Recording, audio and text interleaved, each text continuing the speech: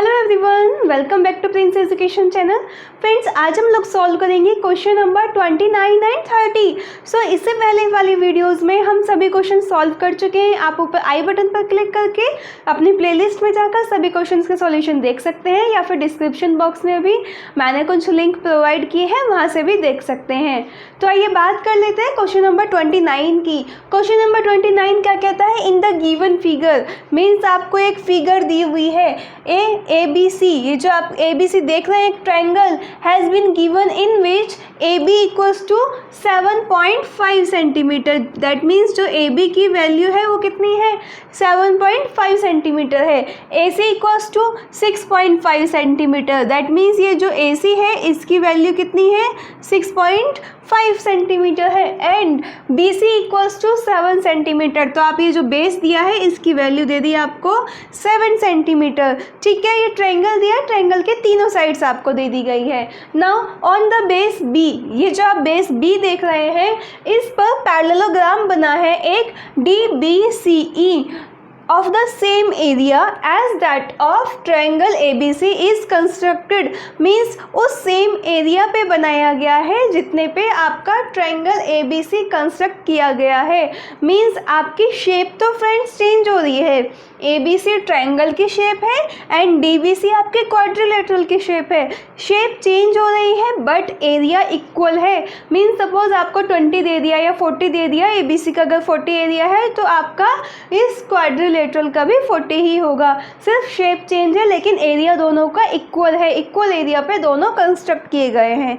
ठीक है, तो ये पॉइंट आपको समझ आ गया ना कि area of parallelogram DBCE equal है एरिया ऑफ ट्रायंगल ABC के। आपको ये दिया हुआ है। And find the height DL of the parallelogram. तो ये आपको जो हाइट है DL ये फाइंड आउट करनी है। तो उसके लिए क्या करेंगे फ्रेंड? सबसे पहले आपको ट्रायंगल ABC का एरिया कैलकुलेट करना है। क्यों? क्योंकि आपको तीनों साइड्स मालूम है। तो जो ट्रायंगल एरिया होगा, एरिया का ट्रायंगल का एरिया होगा वही आपका क्वाड्रिलेटरल का एरिया होगा। ठीक है, तो ये पैरेललोग्राम दिया है, इस पैरेललोग्राम का भी वही एरिया होगा। पैरेललोग्राम का फॉर्मूला आपको मालूम है, बेस इनटू हाइट होता है। तो वहाँ पर फॉर्मूला अप्लाई करेंगे, BC आपका बेस होगा, ये आपका हाइट हो जाएगा, तो हाइट कैलकुलेट हो जाएगी। तो आइए सॉल्यूशन देख लेते हैं। सबसे पहले ट्रायंगल ABC ट्रायंगल में हमें क्या दिया है? तीनों साइड दी हैं। तो आप क्या करेंगे? हीरोन्स फॉर्मूला अप्लाई कर लेंगे, जिसके लिए आपको नीड होगी S की। That means S equals to A plus B plus C upon 2। तो A की वैल्यू अगर आपके 7.5 है, B की आपके 6.5 है एंड C की आपके 7 है, divided by 2। Now solving this, जब हम इनको ऐड करेंगे एंड सब्ट्रैक्ट करेंगे तो वैल्यू कितनी आ जाएगी? 10.5 सेंटीमीटर। राइट, तो आपको S की वैल्यू फाइंड आउट होगी। नाउ एरिया कैलकुलेट कर लेते हैं। Area of triangle ABC equal हो जाएगा, फॉर्मूला आपको मालूम है, root of S into S minus A S minus B into S minus C। Right, now substitute the value of SABC। Now S की value 10.5 है आपकी, A की value आपकी 7.5 है, B की वैल्यू आपकी 6.5 है एंड C की वैल्यू आपकी 7 है। राइट, तो आपको ABC की वैल्यू दे दी, आपने सब्स्टिट्यूट कर दी। नाउ सॉल्विंग दिस, 10.5 में से 7.5 माइनस करेंगे तो कितनी वैल्यू रहेगी आपकी? 3 रह जाएगा। 10.5 में से 6.5 माइनस करेंगे तो क्या रहेगा? 4 रह जाएगा। एंड 10.5 में से 7 माइनस करेंगे तो 3.5 रह जाएगा। राइट फ्रेंड्स, अब हम क्या करेंगे? इन चारों वैल्यू को मल्टीप्लाई कर लेते हैं, क्योंकि हम ब्रेक भी कर सकते थे लेकिन पॉइंट में थोड़ा आपको कन्फ्यूज़न रहेगा। तो आप क्या करिए? इनकी मल्टीप्लाई कर लीजिए।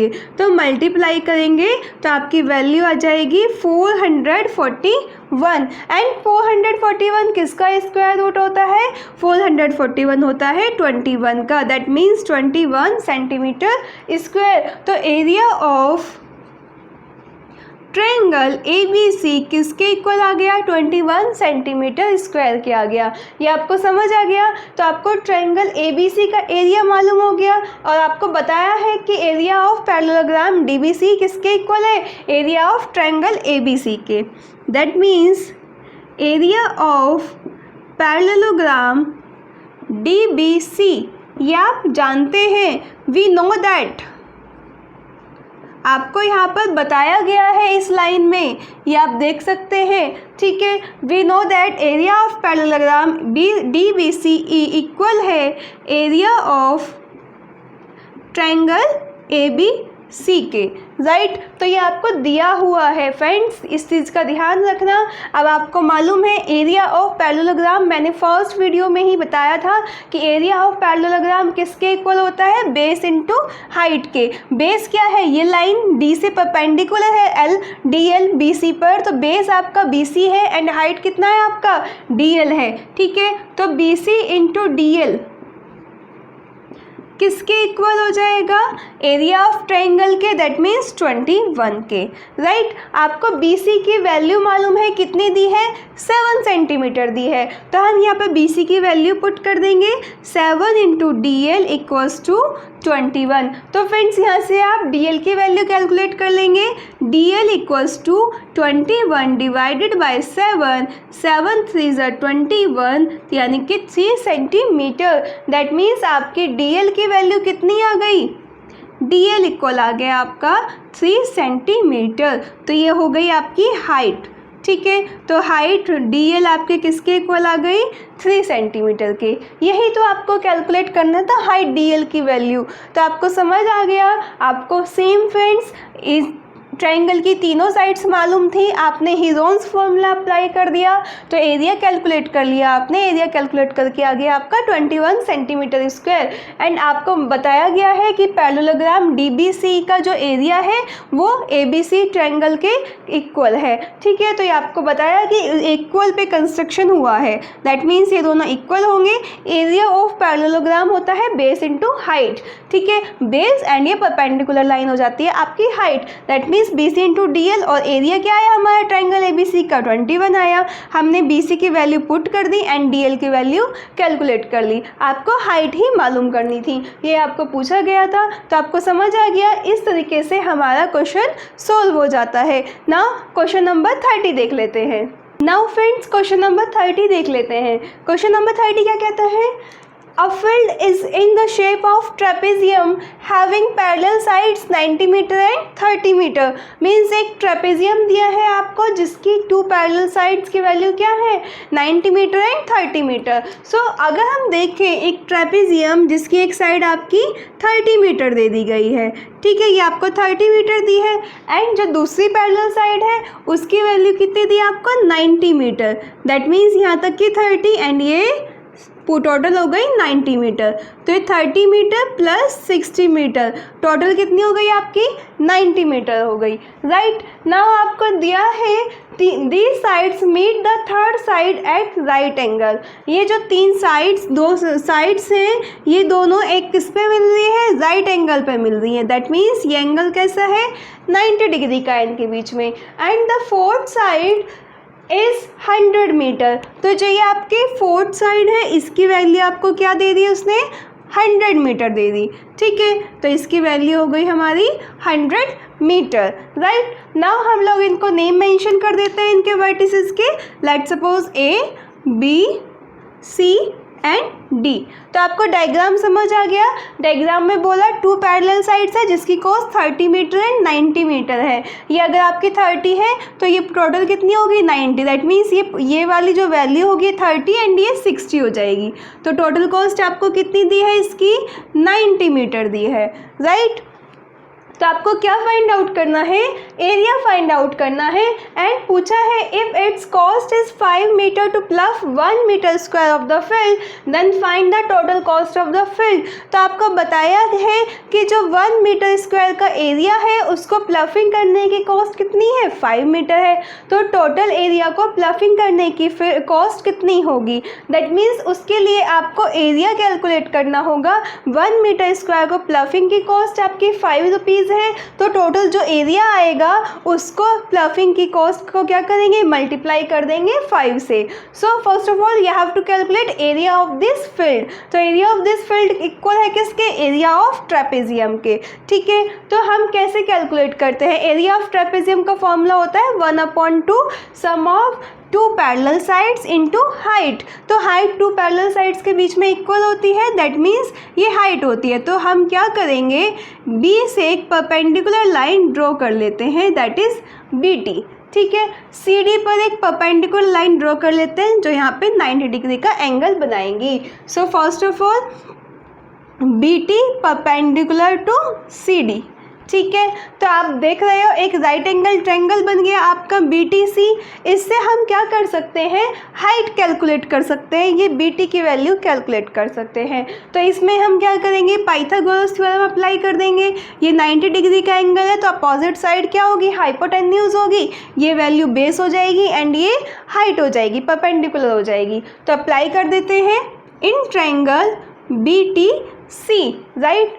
BC square equals to CT square plus BT square. ठीक है, तो आपको वैल्यू दी है यहाँ पर, BC स्क्वायर की वैल्यू कितनी दी है, BC स्क्वायर की वैल्यू दी है 100 square equals to CT square की value 60 square plus BT square, right friends. तो आपको BT स्क्वायर की वैल्यू कैलकुलेट करनी है, BT स्क्वायर इक्वल आ जाएगा 100 स्क्वायर, ये 60 हम इधर ले आएंगे, 60 का स्क्वायर। ठीक है, तो 100 का स्क्वायर क्या होता है 10,000 माइनस 60 का स्क्वायर क्या होता है 3600, राइट। अब 10,000 में से 3600 माइनस करेंगे तो किसके इक्वल आ जाएगा, BT स्क्वायर इक्वल आ जाएगा 6400 के। Now you have to calculate BT, तो BT के इसके इक्वल हो जाएगा रूट ऑफ 6400। तो ये किसका स्क्वायर रूट होता है, 80 का। 8 8 जो 64 होता है, तो ये 80 का हो जाएगा। यूनिट किस में आएगी, मीटर में आएगी। ठीक है, तो आपको BT की वैल्यू मालूम हो गई, ये वैल्यू कितनी आ गई आपकी 80 मीटर। ठीक है, तो ये आपकी हाइट मालूम हो गई। अब आपको area of the field calculate करने के लिए ट्रेपेजियम का फॉर्मूला अप्लाई करना है, that means area of the field equals to area of trapezium ABCD। Friends, आपको area of the field calculate करना है ना, तो वो किसके इक्वल है, ये ट्रेपेजियम शेप है तो एरिया ऑफ ट्रेपेजियम ABCD के इक्वल है। इसका फॉर्मूला क्या होता है 1/2 into sum of parallel sides into height. ठीक है, यही होता है आपका फॉर्मूला। तो अब क्या करेंगे, now substitute the value in this formula. तो 1/2 into sum parallel sides 30 plus 90 into height आपकी कितनी आई है 80 आई है। नाउ सॉल्विंग दिस, जब हम इसको सॉल्व करेंगे 240 80 होता है, तो वैल्यू क्या आ जाएगी आपकी 120, 30 प्लस 90 120 इंटू 40, राइट। जब हम मल्टीप्लाई करेंगे तो कितना आ जाएगा 12 4 48, दैट मीन्स 4800 मीटर स्क्वायर। तो एरिया ऑफ द फील्ड किसके इक्वल हो गया आपका 4800 metre square. Now you have to calculate cost of the field, total field. ठीक है, तो आपको मालूम है cost of ploughing 1 metre square of the field, cost of ploughing the field 1 metre square equals to ₹5। Means 1 metre square को ploughing करने की cost कितनी है 5 रुपीज़ है। तो आपको अगर 4800 मीटर स्क्वायर प्लफ करना है तो क्या करेंगे, मल्टीप्लाई कर देंगे। दैट मीन्स कॉस्ट ऑफ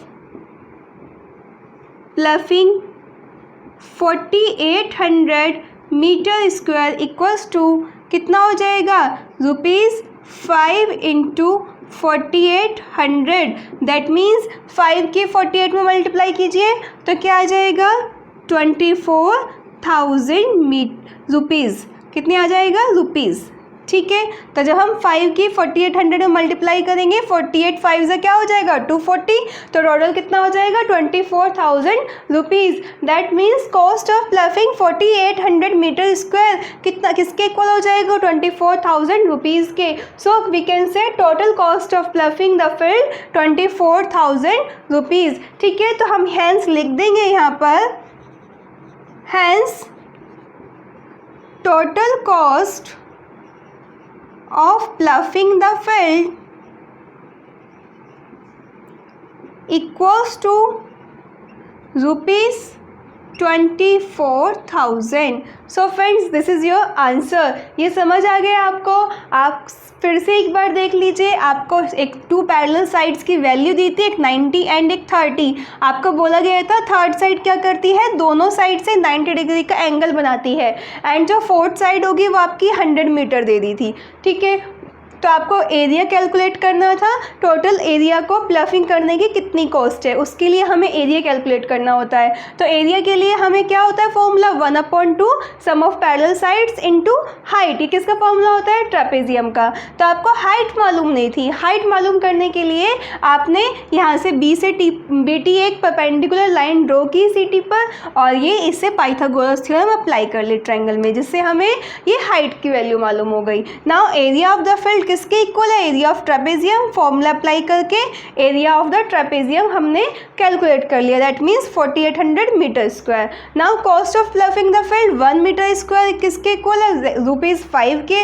तो cost of ploughing the field 48 metre square किसके इक्वल हो जाएगा, 5 × 4800 के। ठीक है, तो टोटल वैल्यू आ गई आपकी 24,000। So we can say total cost of ploughing the field ₹24,000। So इस तरीके से क्वेश्चन नंबर 30 सॉल्व हो जाता है। आई होप आपको ये अच्छे से समझ आ गया होगा फ्रेंड्स। इसी तरीके से हमने सभी क्वेश्चन सॉल्व किए हुए हैं, आप सभी क्वेश्चंस को देख लीजिए एंड अपने डाउट्स क्लियर कर लीजिए। अगर आपको अच्छा लगे तो लाइक शेयर एंड कमेंट करना ना भूलें। यस मैम मुझे समझ आ गया। इस वीडियो को देखने के लिए थैंक यू।